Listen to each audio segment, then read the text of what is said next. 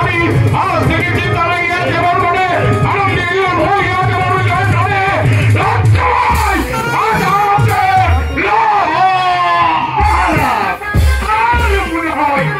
এখনো আপনি সম্পূর্ণভাবে নিশ্চিত হতে পারেনি। শান্তিপুরে অধিপতি অজয় সিংহকে এখনো পরাস্ত করা হয়নি। অজয় সিংহ, অজয় সিংহ, অজয় সিংহ, অজয় লঙ্কা এই রথটিগণ তোমরা ঠকেছ। এই রথটিগণ হবে তো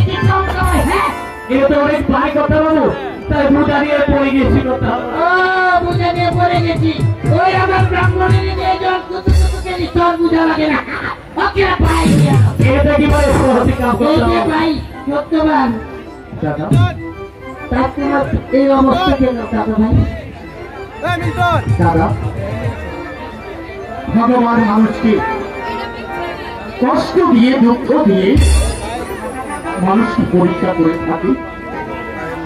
রাজাকে বানায় ফকির আর ফকিরকে বানায় রাজা।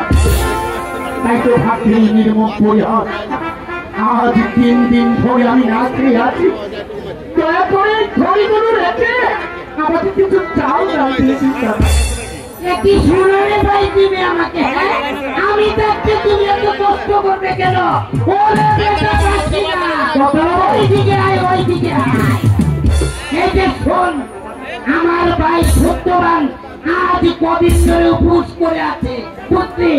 ওই যে দোকানের চাল ডাল তৈরি তরকারি যা কিছু সব কিছু ওই সত্যবানকে দিয়ে দাও বাবাই তোমার কাম। তাই তো বাবু তাকে হচ্ছে এদিকে এসে ভাই তুমি এমনি ভাবে রোজ রোজ আমাদেরকে লাঠি দিবে আর আমরা দিব তোমাকে বেগুন আলু টমেটো মুড়ি সব দিয়ে দিব ভাই। খাই দেয় এই যে ভাই সত্যবান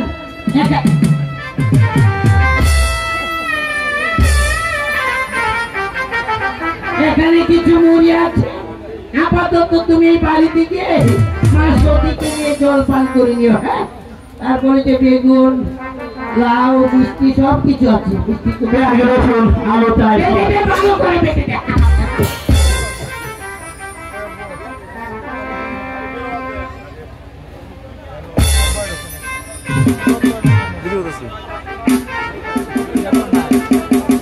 শোনো ভাই সত্যবান, তুমি এইভাবে উপোস করে না থেকে তুমি রোজ রোজ আমার কাছে চলে আসবে।